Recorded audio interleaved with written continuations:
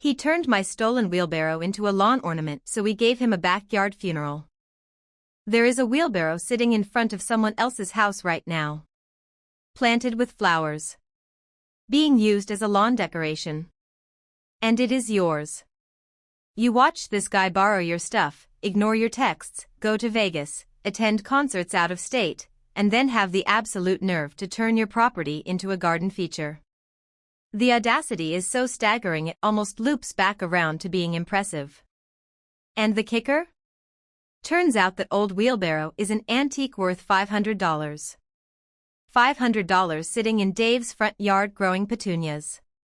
Not a busted old hardware store wheelbarrow. Not something picked up at a garage sale for $12 and forgotten about. A genuine antique, the kind of thing a person keeps because it has history and weight and value. The kind of thing that does not get replaced with an insurance payout and a trip to the hardware store. $500 wearing a flower crown in a man's yard who never even bothered to say thank you for borrowing it. So our original poster, let us call him our guy, had been letting this slide for weeks because he is a decent, conflict-averse person who did not want to cause drama with a so-called friend. He borrowed a carpet cleaner once for a sick dog situation. That was 3 years ago. He dropped it off at Dave's place, said he would bring it back by the weekend, and that was the last our guy ever saw of it. No weekend return. No follow-up call. Just a carpet cleaner that vanished into Dave's house like it had always belonged there. Then came a big drink cooler, the kind you haul to tailgates and camping trips, sturdy and reliable, gone without a ceremony. An inflatable mattress after that, popped by a dog apparently, and Dave did not offer a single dollar toward replacing it, did not even acknowledge that it cost real money to begin with. He just sort of waved his hand at the situation and moved on, the way someone waves at a minor inconvenience rather than something that belonged to another person. And our guy just kept letting it happen, kept being the nice one, kept extending the benefit of the doubt the way genuinely good-natured people do, kept telling himself it was not a big deal, that Dave was just a little scattered, that friendships require some tolerance for imperfection, right up until he drove past Dave's house one ordinary afternoon and saw his wheelbarrow wearing flowers like it had always lived there, like it had been placed in that yard by divine right. That moment right there. That is where something finally broke loose. Not with a shout or a slammed steering wheel, but with the quiet, clarifying feeling of a person who has been patient for too long suddenly seeing the full shape of what they have been tolerating. It is the moment when giving someone the benefit of the doubt stops feeling generous and starts feeling like you have been a fool. Our guy sat with that feeling for a moment, maybe drove around the block, maybe just stared at the wheelbarrow from the street, and then went home and posted about it on the internet because sometimes you need the outside world to confirm that what you are looking at is actually as absurd as it seems. He posted online asking if he would be in the wrong for going to take his own property back while Dave was out of town, and the internet, as it sometimes does, showed up correctly. The answer was no. Obviously no. Thunderously no. But what happened next is where this story stops being about a wheelbarrow and starts being about a masterpiece. Enter the future father-in-law. A man described as an ex-Marine, funny as anything, with the energy of Sam Elliott in Roadhouse minus the fistfights. He is the kind of man who has seen enough of the world to know exactly what kind of person Dave is the moment he hears the story. He does not need a lot of context. He does not need a detailed timeline or a list of grievances. He has encountered the Dave type before, the casual extractor, the habitual borrower who banks on the decency of people too polite to make a scene, and he has precisely zero patience for it. He finds out about the wheelbarrow situation and looks at our guy like he has grown a second head, like the very fact that this has gone on this long is a minor personal offense to him. He does not lecture. He does not ask a lot of follow-up questions. He just says, and I want you to hear this the way it was delivered, quote, "Jesus kid, do you still have balls or what?" That is the energy we needed. That is the guy you want in your corner. So the plan gets made. And let me be very clear, nobody called the police, nobody sent a threatening message, nobody made a scene. What happened was quieter, more creative, and infinitely more satisfying. They went to a big box garden store and loaded up 5 bags of topsoil, the heavy kind that thuds into a truck bed and leaves your hands smelling like earth for hours. The father-in-law was apparently giggling to himself the whole time they were loading the bags, not a subtle chuckle, a genuine, barely contained, lighting up his whole face kind of giggle, the laugh of a man who is completely delighted by what he is about to do. You have to picture this ex-Marine, this grizzled and capable person, absolutely tickled in the gardening section of a big box store, and try not to feel something warm about that. This man was having the time of his life. He also grabbed an old fake Halloween gravestone from the garage, the cheap foam kind with a carved epitaph, a shovel, and a rake, and tossed them in the truck like it was nothing, like they were just standard equipment for a Tuesday. I love this man so much, and I have never met him. They drive to Dave's house as the afternoon light starts to go soft and golden, the kind of light that makes everything look a little cinematic, a little consequential. Lights are off inside the house. No car in the driveway. The yard is quiet. Dave is presumably still somewhere between Vegas and the airport, maybe waiting at baggage claim, maybe grabbing a last drink at a terminal bar, completely unaware that justice is being landscaped into his front yard while he is in transit. They remove the flowers from the wheelbarrow gently, carefully, setting each one aside like they are doing Dave a courtesy, like they are respecting the effort that went into the arrangement even as they dismantle its foundation. Then they empty the wheelbarrow right there where it stands. The topsoil comes out in heavy, dark cascades, bag after bag hitting the ground with a satisfying weight, and they build it up into a mound directly on top of the spot where the wheelbarrow had been sitting. They rake it flat, tamp it down with the shovel, 2 men working in focused, almost reverent silence broken only by the occasional snicker from the father-in-law, and then they shape it carefully, deliberately, smoothing the edges into what our guide describes as an approximation of a fresh burial at the OK Corral. It looks deliberate because it is deliberate. They place the flowers back down the center in a neat little row, which is somehow the most unsettling touch of all, the tidiness of it, the care. They plant the gravestone at the head of the mound with the same seriousness a person might give to an actual grave marker. And then, without a word, they get back in the truck and drive away into the evening. No note. No explanation. No confrontation.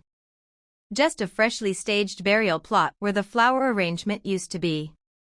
No angry voicemail recorded in the car on the way home. No passive-aggressive sticky note tucked under a porch mat. Nothing that could be screenshotted or quoted or turned into evidence that our guy was the unreasonable one.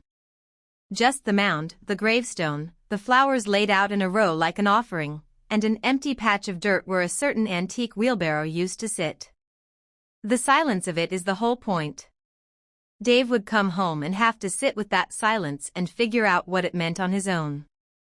I have thought about this moment many times since reading it and I still cannot stop smiling. So the fiancée comes home from her nursing shift, tired in the particular bone-deep way that nurses are tired, carrying the weight of a full day of caring for strangers, and she walks in to find these 2 eating burgers, watching young Sheldon, drinking beers, looking for all the world like they have spent a completely unremarkable afternoon doing nothing at all. She asks what they have been up to. The father-in-law just smiles and says, "It is all good, babe," with the serene confidence of a man who knows the punchline is on its way and sees no reason to rush it. He is not going to spoil it. He is going to let the story arrive on its own schedule, let Dave deliver it himself without even knowing he is playing that role. And it does. About an hour after the deed is done, Dave lands, drives home through the gathering dark, turns onto his street, and then presumably stops the car. The texts start coming in fast. "Dude, were you at my house?" Our guy texts back, "Yup, one word, calm as anything." Then Dave sends, "What the heck," and then, after a beat that you can almost feel through the screen, "You are a sick person, you know that. You are a sick person." From a man who has been borrowing and keeping other people's belongings for years. From a man who turned a $500 antique into a flower pot without so much as a thank you, without even a passing acknowledgement that the wheelbarrow was not his to decorate with. That is rich. That is almost breathtaking in its lack of self-awareness. Here's what I love most about this entire situation. Our guy did not steal anything. He took his own wheelbarrow back. He did not damage Dave's property. He did not leave a mess. He did not make threats or send a single aggressive message or call anyone names. He just showed up while Dave was away, reclaimed what was his, and left behind a piece of performance art so unsettling, so precise in its strangeness, that Dave will probably think twice before ever asking anyone for anything again. The whole thing took maybe 45 minutes and cost the price of 5 bags of topsoil. The psychological elegance of this is genuinely impressive. Because here is what the burial mound says without saying anything out loud. It says we know you were not home. It says we had access to your yard, your space, your property, and we chose to use that access this way instead of something worse. It says we are not angry, we are just done. And it delivers that message with topsoil and a foam Halloween prop and a row of flowers placed back with such care that it almost reads as a blessing, a farewell, a closing of accounts at a level of craft that honestly deserves some kind of award. This is not petty revenge.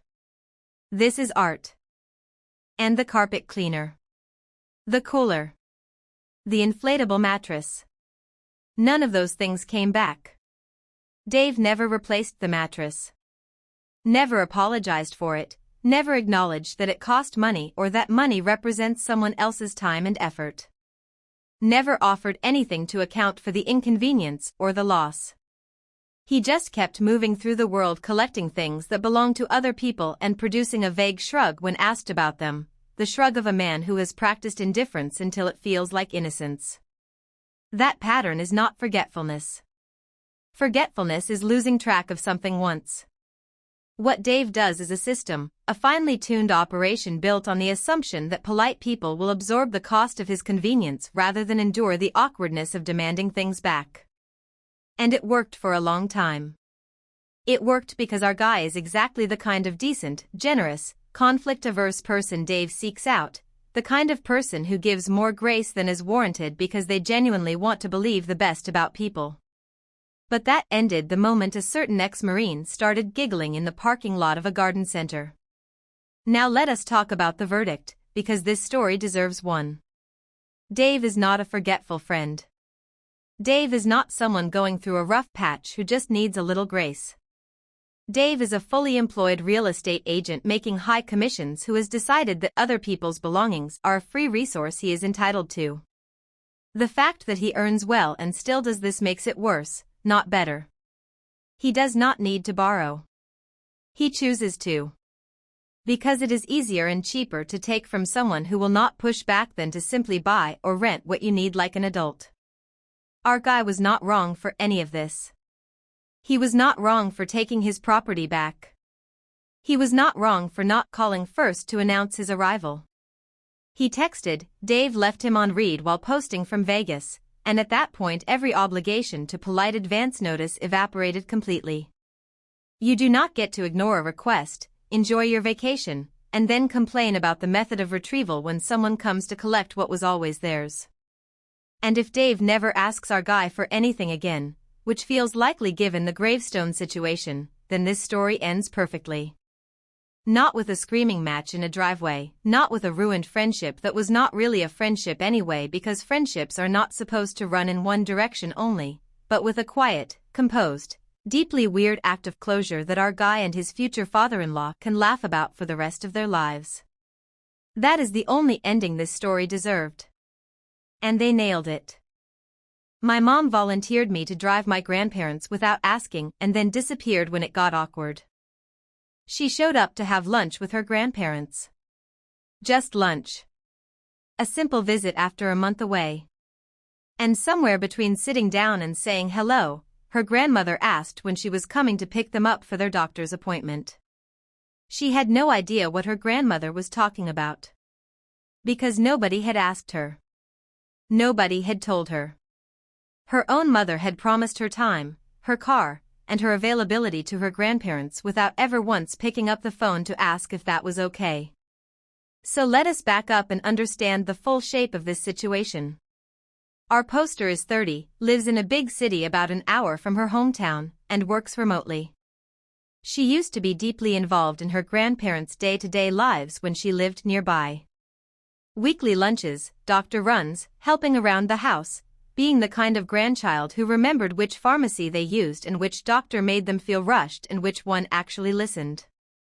She did all of it because she wanted to, not because anyone forced her. Her younger cousin was the same way, equally close, equally present, the kind of family member who answered the phone on the second ring and meant it when he asked how they were feeling. These are people who genuinely love their grandparents and showed up for them consistently when they were able to. But she moved. And moving changed the math entirely, in ways that should have been obvious to everyone around her. An hour away is not around the corner. A 2-hour round trip is not something you can absorb into a regular workday without planning for it. It is not a quick errand. It is a significant portion of an afternoon, factoring in traffic, the appointment itself, waiting rooms that never run on time, the slow, careful pace of getting elderly people in and out of a car without anyone getting hurt. Working remotely does not mean sitting at home doing nothing, watching the clock, waiting to be useful. It means having a job that happens to be located in her living room, which is still a job with hours and deadlines and structure and a manager who notices when deliverables are late. The idea that remote work equals infinite flexibility is one of the most persistent and irritating myths about how modern work actually functions, and it tends to be held most firmly by people who do not do it themselves. And her mother knows this. Her mother knows her daughter works remotely, knows where she lives, knows exactly what it would take to make that drive happen on short notice. She knew all of this, held all of that information in her hands, and still made the commitment on her behalf without a single conversation. Not a text. Not a quick call. Nothing. Here is what makes that worse. The grandparents were not told there was any uncertainty. They were told it was handled. So when our poster sat down for lunch completely unaware, her grandparents were not asking her to confirm a plan. They were asking about something they believed was already settled, already agreed upon, already written into the calendar. Which means when she had to gently explain that no, she had not actually agreed to this, she was not just correcting a miscommunication. She was the one delivering the uncomfortable news that their daughter had made a promise that was never real, and she had to do it while looking her grandparents in the face, watching their expressions shift from expectation to confusion to something quieter and harder to name. Think about how that moment landed for everyone at that table. The grandparents, confused and quietly hurt, not because they felt entitled to demand anything from their granddaughter, but because they had trusted that the arrangement was solid, that someone had thought it through, that they were taken care of. And our poster, sitting there absorbing the full weight of a mess her mother created, having to manage her grandparents' feelings about it while also processing her own frustration and disbelief, trying to smooth over the awkwardness without making her mother look like the person responsible for it, all while smiling through lunch because none of this is their fault, none of this should be landing on them, and they are just two elderly people who wanted to see their granddaughter and instead got handed a problem to navigate. That is an enormous amount of emotional labor to drop on someone who just came to say hello. And the cousin piece. This is the detail that quietly makes everything worse.